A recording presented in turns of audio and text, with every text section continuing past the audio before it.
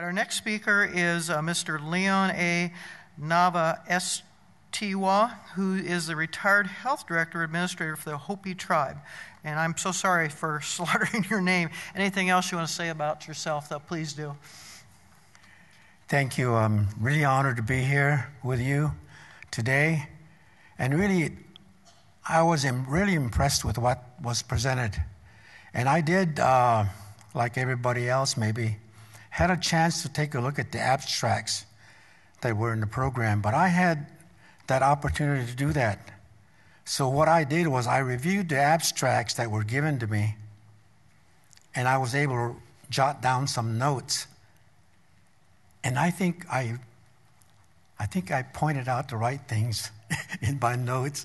I was kind of amazed, but just to hear the first presentation was something that was really amazing.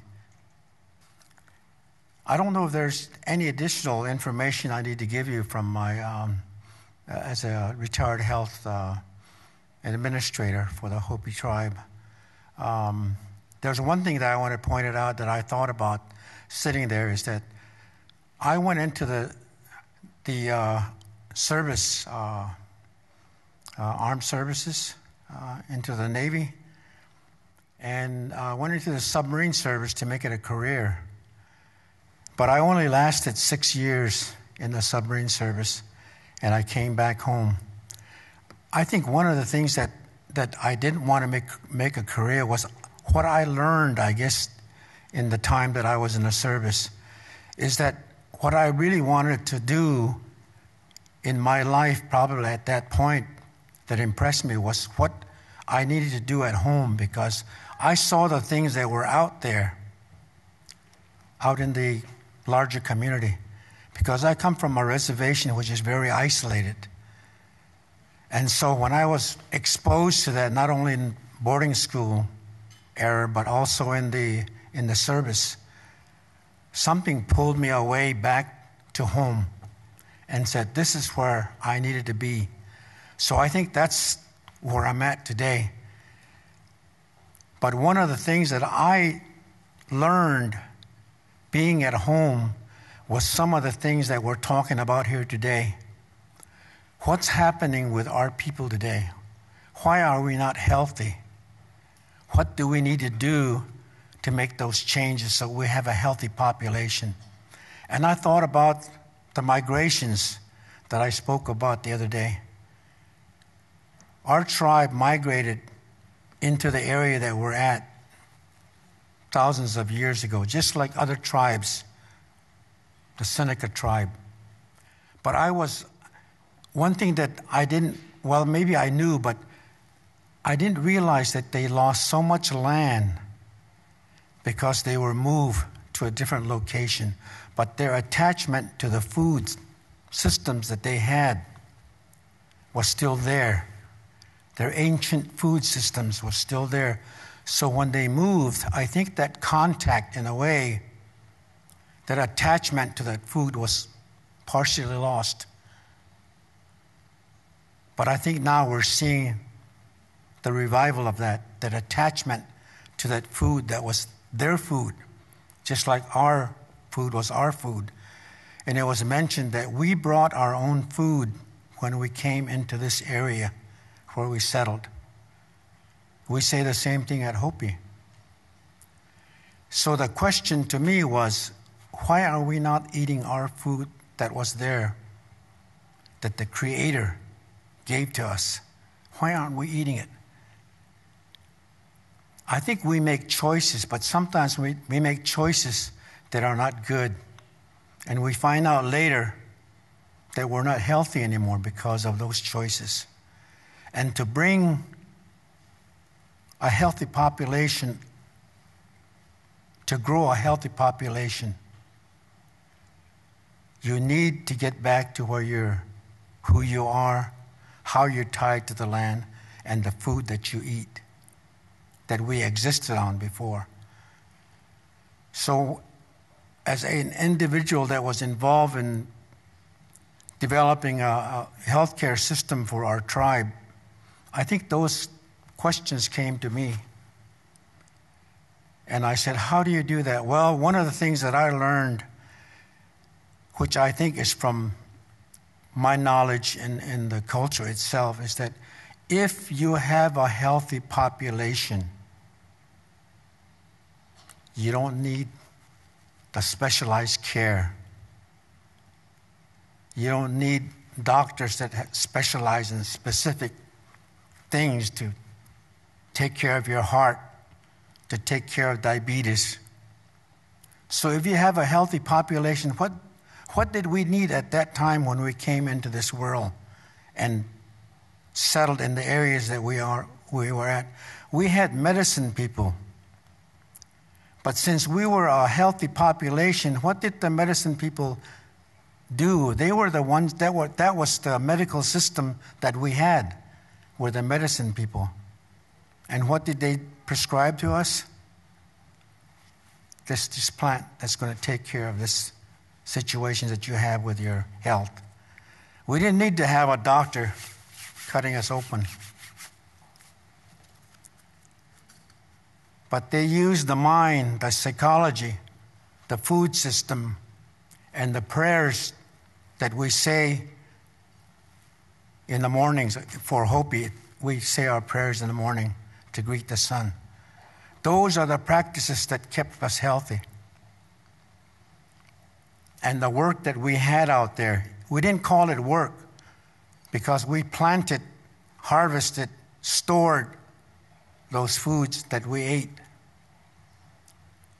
In season, we were out there harvesting plants that the earth, Mother Earth, said, here's your food. Every year it's giving us food, but are we out there harvesting it? We've lost some of that contact. We don't know what those plants are anymore. Somebody mentioned that they thought that was just weeds growing out there outside their door. But that was food. That was spinach, maybe, native spinach. We're coming back to that, and this is where I'm so glad of what I heard today.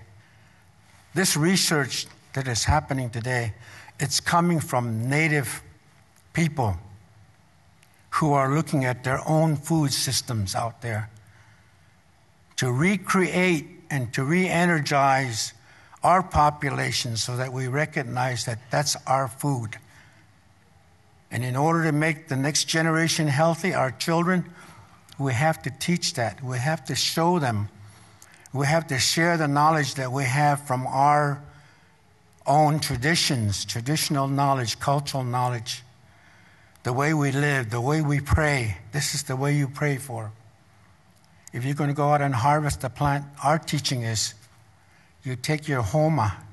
This is cornmeal that's ground, white cornmeal. We call it homa. You take that homa, you go over there to the smallest plant that you're going to harvest, and you pray to them, and you and you thank them, and you express your appreciation that they're growing. I appreciate that you're growing to provide me this health, keep me healthy. And then you put that home on the plant, the little plant. Then you go over here to the larger plants and you harvest it. And when you harvest, you always leave some plant there so they can replenish itself. But every year in the springtime when the earth gets warm, those plants grow. Those are wild, we call them wild plants, but that's part of our food system that we have. And the other ones that we have, we talked about today, those that we plant and harvest. The three sisters, the Hopi has the fourth sister, which is the plants that are out there wild. So we have four. That's the way I see it. I might have some challenge from some of my Hopi members, but that's the way I see it. So the prayers that are made in our ceremonies are saying, at least in my culture, they're saying that we're going to lead our people to a place where it's nice, where everything is growing, where all the food is there for you to eat, where there's sun, warmth. That's the place where we want to take our children. And I think that's the prayer that we have right now, is that we want to take our children and lead them to the place where they're going to be healthy. Not in this world that we have right now that's impacting us. And I think that's part of it that we're having a difficult time managing right now. And it's very hard to convince people to change, to recognize that that's there for us. Dr. Shetty just kind of reaffirmed what we were saying in our tribe, is that this is your food. The first food that is given to the infant when it's born, that we have a ceremony for the baby. We have a celebration. The first food that they eat is Hopi food, native food, indigenous food. On the father's side, the paternal side of the family, the grandmother on that side is the one that feeds the infant at that time. And we have a ceremony where the grandparent takes the Hopi food that's prepared for that feast and puts it into the mouth of the infant and says to the infant, this is your food that's going to maintain you throughout your life. Dr. Shetty, I think, pointed it out.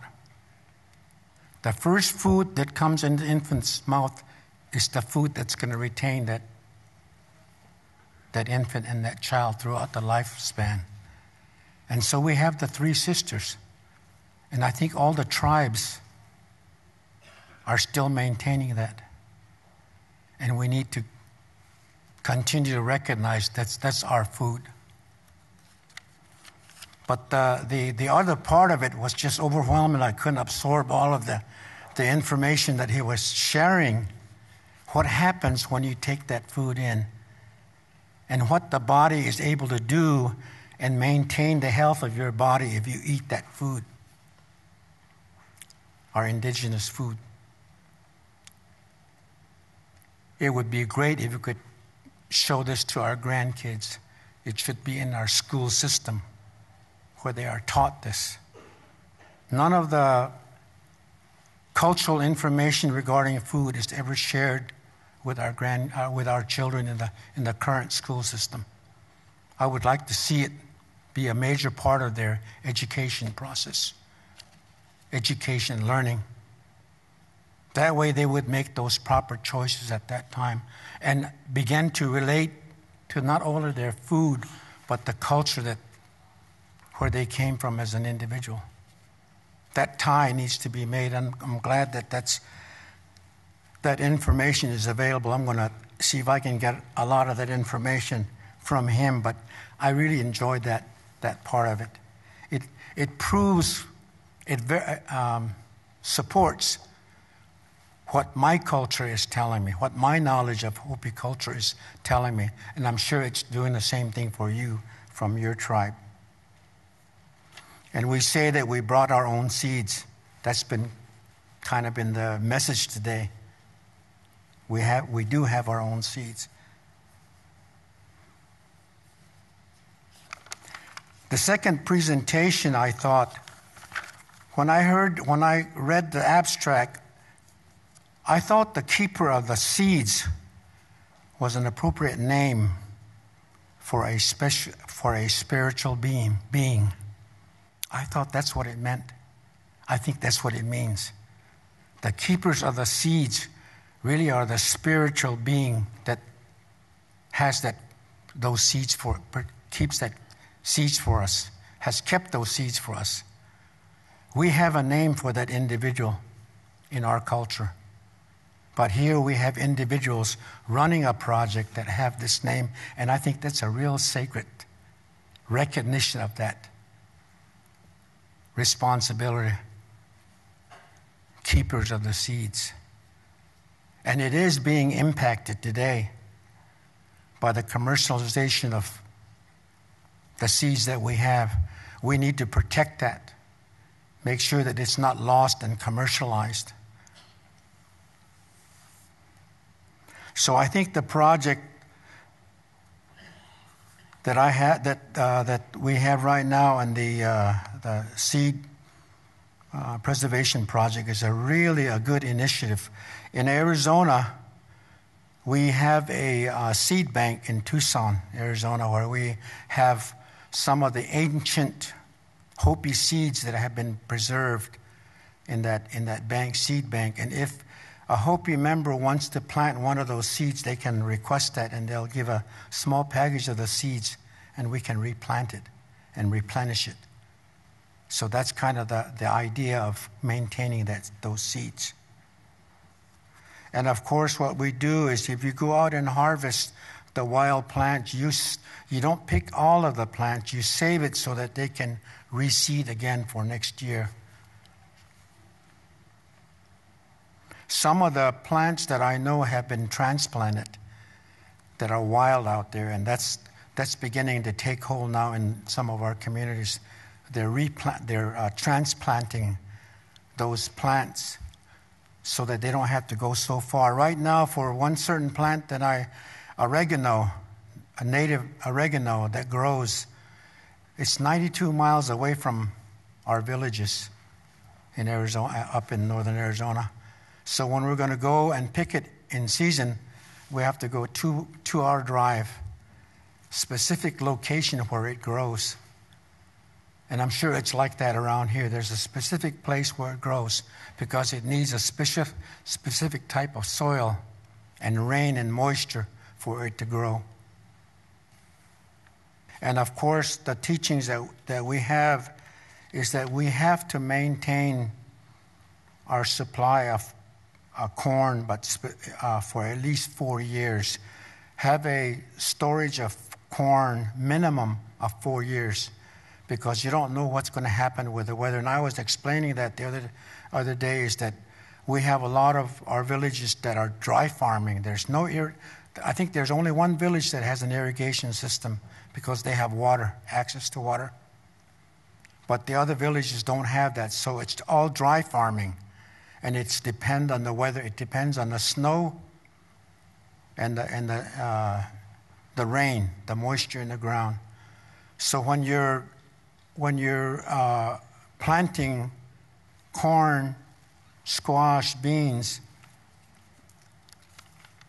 if you don't have enough moisture, you can't have the plants in the same area. You have to save enough space so that there's moisture for the plants. So intercropping, in a way, is kind of something that we don't practice as much because of the moisture that we have, lack of moisture that we have in the ground. And then, of course, the presentation of Dr. Mount Pleasant on the content of the foods that we're talking about, the Three Sisters, and then, of course, the wild vegetation that grows out there. And that's one of the teachings, is that the corn and the Three Sisters, and on Hopi, we supplemented the protein requirements for our diets from wild game, like elk, deer, mountain sheep, prairie dogs. So we supplemented that for the protein, but there is enough, just from the presentation, I didn't realize that there was a lot of protein there in the Three Sisters, plus the vegetation, the wild plants you can supplement with. So that kind of reaffirms that knowledge that we have. In the 1970s, Dr. Harriet Pulun did a research study on our Hopi corn. And we saw the nutrients that the corn had, the Hopi corn had. And as a result of that study, we developed a Hopi cookbook. Then we supplemented the Hopi cookbook just recently with the wild plants that we have out there that we harvest. So that complements it. And we have pictures of those plants because, like I was saying, we can't recognize these plants anymore that grow out there that are nutritious for us. We don't know what they look like. So what we did was they, not me, they attached pictures of the wild spinach and wild plants that we eat to supplement the Three Sisters. But we have a picture of that, and we have a cookbook now. But I think that with this last study that we're talking about, that's the key to making a change in the community's eating habits, maybe, choices. We have to promote the education and knowledge transfer to our grandchildren and to our population, because that's where it's going to happen. If we can't convince them, they're not going to make those decisions that we want them to make. And the way that this was presented, this last one, is the way to do it. We do not currently have, at least from my knowledge of the school systems on our reservation, we don't have the right foods there for them to eat. They're not preparing meals for our children from scratch anymore. They have these warm-ups that they throw in the microwave. They have these canned products that isn't right. But I'll tell you this thing.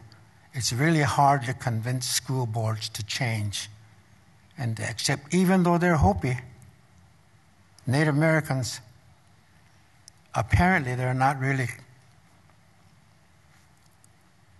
maybe not, I'm not sure what that word it would be, is that I really don't think they care for the children at all and their health.